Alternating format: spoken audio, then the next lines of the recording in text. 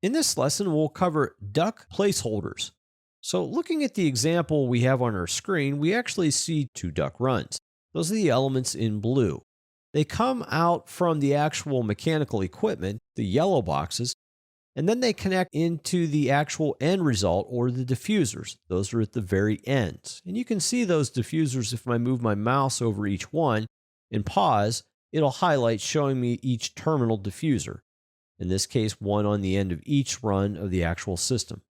What we want to look at is a duct placeholder system. So you may ask yourself, well, what's a duct placeholder system? If I know what a duct is, because I can see it's in blue here, what is a duct placeholder system?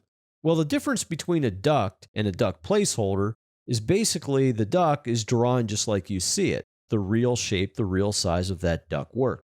The duct placeholder is nothing other than a single line. Now, the single line has similarities and differences to the real ductwork. Duct placeholder ducts can only represent oval, round, and rectangular shapes, or that type of duct system. Whereas ducts, you can have a variety of oval shapes, rectangular shapes, and round shapes, shown at their true scale or how they're actually drawn. Another thing is that placeholder ducts do not have values for things such as the justification for placement, insulation, or lining. Primarily, it doesn't have these things because a duct placeholder line is typically used just in the conceptual stage of laying out a project, basically where I just need a placeholder or a rough idea of where it's being placed. In comparison to the duct that's on the left, we're going to use the duct placeholder to do the same thing to the actual unit in yellow on the right and the diffuser air terminal on the right.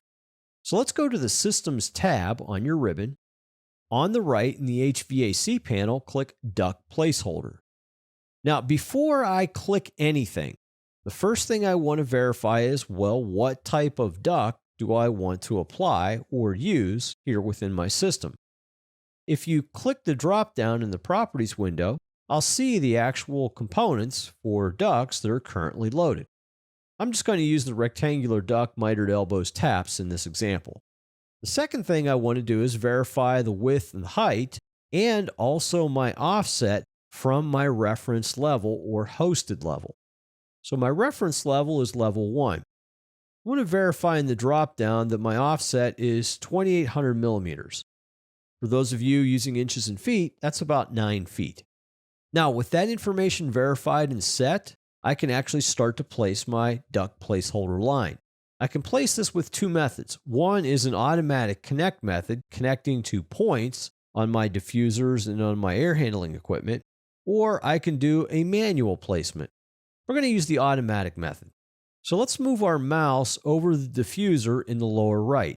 Pause your mouse over the top side of that diffuser, and you should see a little snap or a little symbol appear over the point or connector on that diffuser. This is the intelligence of the diffuser itself that'll interpret what type of duct would connect to it and where it would go to connect to something else. In this case, though, we're just drawing a single line because it's a placeholder line. When you see that symbol, go ahead and left click on it, and then start to move your mouse or drag your mouse. Now, when you drag your mouse, you see a green line being pulled away. This is the placeholder duct line.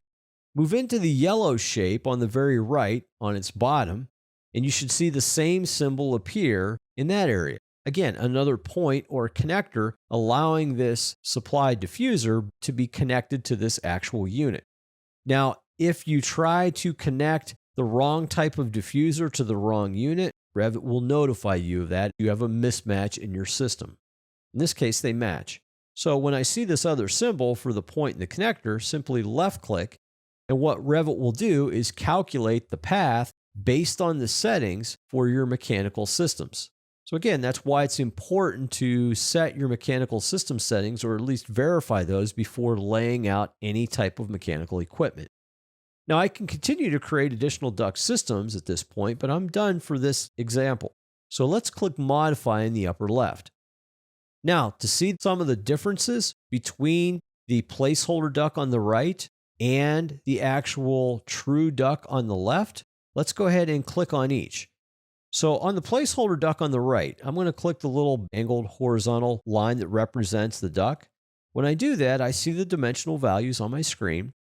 And over on the left in the property area, I see it's attached to level 1. It has an offset, but I don't see any justification values here. Also, if I were to scroll down, I won't see anything for insulation or lining. Click Modify. Now, let's click on the same element on the left for the duct. Again, I see dimensional values on the screen, very similar. The area on the left shows me the information for the duct, but now I also see my justification of how this is being justified, where the dimensions are and where it snaps to each piece of duct work. So there's a middle and the center justification. Also, if I were to scroll down, I would see information for insulation and lining.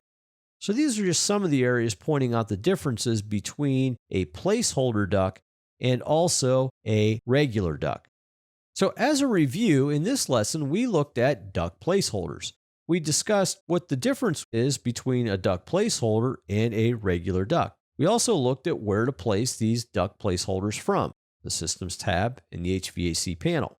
We looked at the settings for the duct placeholder, offset values from the finished floor, also the differences between the duct itself and a regular duct, meaning justification and lack of insulation or lining values in the placeholder duct. And lastly, we talked or showed how you can actually convert a placeholder duct to a regular duct.